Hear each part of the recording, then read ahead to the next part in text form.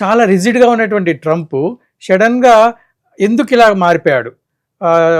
జనవరి 26వ తేదీన ఈ అనౌన్స్మెంట్ చేసి నేను మీకు టారిఫ్ తగ్గిస్తాను, మీతో ఒక డీల్ కుదుర్చుకుంటానని చెప్పి ఎందుకు అనాల్సి వచ్చింది? దీని వెనకాల ఏంటి ట్రంప్ యొక్క ఉద్దేశం ఏంటి?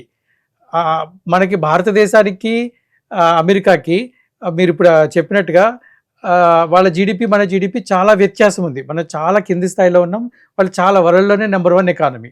ఇటువంటి పరిస్థితుల్లో భారత్కి ఎందుకు తగ్గాల్సి వచ్చింది? భారత్ విషయంలో ఎందుకు అతను కొంచెం ఎత్తబడ్డాడు? దీని వెనకాల ఏమైనా స్ట్రాటజీ ఉందా ట్రంప్కి? ముందు ఇలా చూపించిన తర్వాత ఏమైనా తన యొక్క ప్రభావం చూపిస్తాడా? దాని గురించి వివరించండి. ఓకేనండి రాఘవ గారు. ఇప్పుడు మనకు యుఎస్కి మనకు ట్రేడ్ ఎంత లెవెల్లో జరుపుకుంటూ వస్తున్నది ఒకసారి చూద్దాం. మనం $87 బిలియన్ వర్త్ ఆఫ్ గూడ్స్ను మనము యుఎస్తో ట్రేడ్ చేస్తున్నాం. అంటే ఇప్పుడు మన దగ్గర నుండి ఎంత వాళ్ళకి ఎక్స్పోర్ట్ చేస్తున్నాం అనేది ఒకసారి చూద్దాం. మనము $87 బిలియన్ వర్త్ ఆఫ్ గూడ్స్ను ఇండియా అమెరికాకి ఎక్స్పోర్ట్ చేస్తుంది. అమెరికా నుండి మనము $41 బిలియన్ వర్త్ ఆఫ్ గూడ్స్ మాత్రమే మనము ఇంపోర్ట్ చేసుకుంటున్నాం. అంటే డిఫరెన్స్ ఎంత వస్తుందంటే $46 బిలియన్. ఈ $46 బిలియన్ అనేది మనకు ట్రేడ్ సర్ప్లస్ అనమాట. అంటే మనం వాళ్ళకు ఎక్కువ అమ్ముతున్నాము, వాళ్ళ దగ్గర తక్కువ కొనుక్కుంటున్నాం. అది మనకు మంచిది కూడా. ఫారిన్ కరెన్సీ రిజర్వ్స్ లో మనం $46 బిలియన్ సేవ్ చేయగలుగుతున్నాం. అంటే ఇప్పుడు మీరు చాలా దేశాలు, ఆఫ్రికా దేశాలలో చూసుకున్నట్టయితే రావు గారు, సోమాలియా ఉందనుకో. సోమాలియా యొక్క ఆర్థిక వ్యవస్థ యొక్క మొత్తం ఆదాయం ఎంత అంటే $14 బిలియన్ మాత్రమే. ఎరిట్రియా ఉందనుకోండి, ఎరిట్రియాలో నేను పనిచేస్తాను చాలా సంవత్సరాలు. ఎరిట్రియా యొక్క దేశ ఆర్థిక వ్యవస్థ ఎంత అంటే $2.5 బిలియన్ మాత్రమే. ఇప్పుడు ఇట్లా మనం జింబాబ్వే కానీ ఇట్లా రకరకాల దేశాలతో చూసుకుంటే 40 బిలియన్. రువాండా కానీ, సౌత్ సుడాన్ ఎంత $5 బిలియన్ మాత్రమే. ఇట్లాంటి దేశాలు అన్ని కలుపుకున్నా కూడా మనకు $46 బిలియన్ కాదు. అటువంటప్పుడు మనకు చాలా మేలు జరుగుతుంది. ఈ యొక్క $87 బిలియన్ ట్రేడ్ను ఇప్పుడు మనము ట్రంప్ మనకు 50% చేసినప్పుడు మనం ఎక్సర్సైజ్ చేసాం. ఏం చేసాము? అమెరికాతోని మనము ట్రేడ్ సంబంధాలు కట్ చేసుకుంటే మనం వేరే ఈ గూడ్స్ మనం దాదాపు 5,600 గూడ్స్ను మనము ఎక్స్పోర్ట్ చేస్తున్నాం. 5,100 గూడ్స్ను మనకు కూడా మనం ఇంపోర్ట్ చేసుకుంటున్నాం. రకరకాల గూడ్స్, టెక్నికల్ గూడ్స్ కావచ్చు, నాన్ టెక్నికల్ కావచ్చు, కన్జ్యూమర్ కావచ్చు, ఏదైనా కావచ్చు. ఇలా చేసినప్పుడు మనకి ఆల్టర్నేటివ్స్ ఏమున్నాయి? అమెరికాతోని మనము కంప్లీట్గా ట్రేడ్ బంద్ చేసుకుంటే మన ఫ్యూచర్ ఏంటి అని చెప్పి చూసి 44 దేశాలను మనం ఐడెంటిఫై చేసామండి.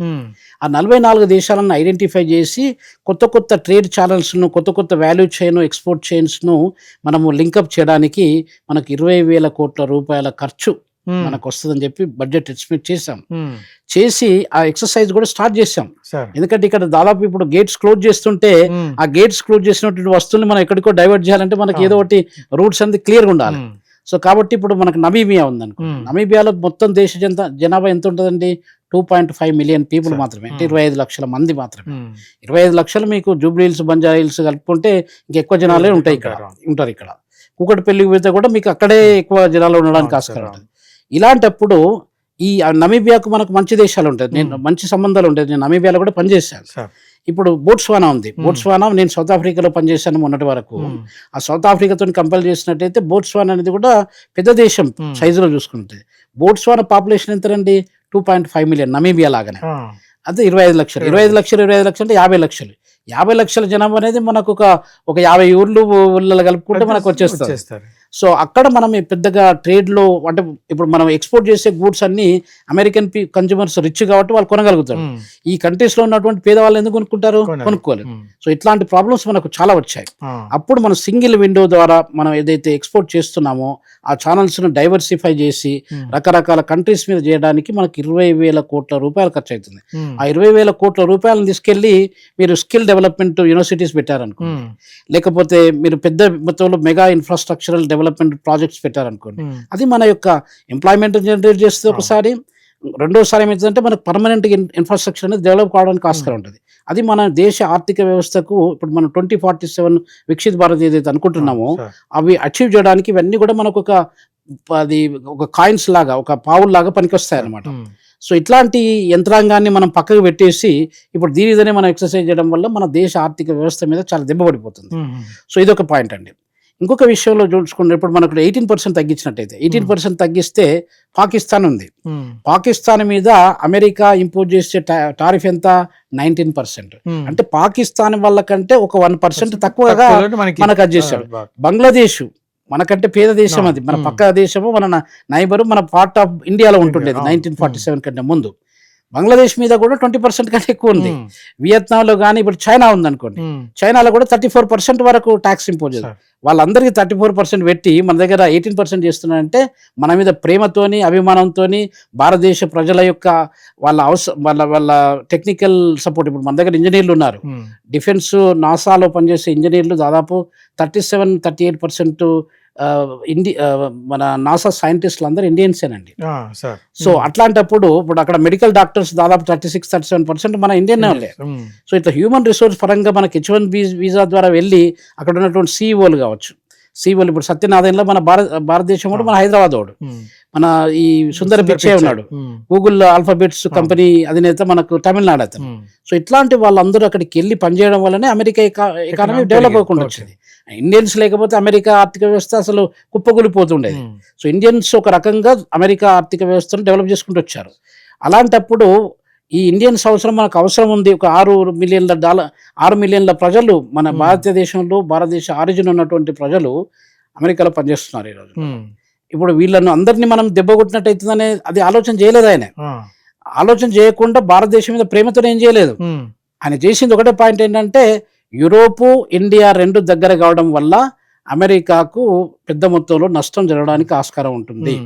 అమెరికా యొక్క ఆర్థిక వ్యవస్థ కుప్పకూలిపోతుంది.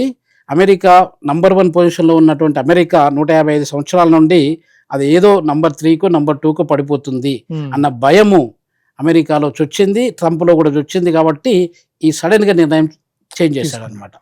లేకపోతే దాని మీద మనకు వేరే ఒడిగేది ఏం లేదు. మనకు నష్టం కూడా జరగడానికి చాలా అవసరాలు ఉన్నాయి, చాలా అవకాశాలు ఉన్నాయండి నష్టం జరగడానికి. అటువంటిప్పుడు అంటే ప్రతి 100 మందిలో భారతదేశంలో ఉన్నటువంటి జనాలు 19 మంది మన భారతీయులే ఉన్నారు.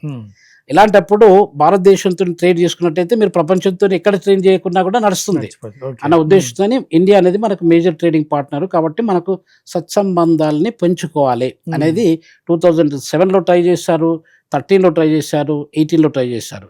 కానీ ఈ 3 దశల్లో జరిగినటువంటి చర్చలలో ఎప్పుడు మనం వాళ్ళు సఫలం కాలేదు, మనం కూడా సఫలం కాలేదు, అక్కడికి ఆగిపోయినాయి.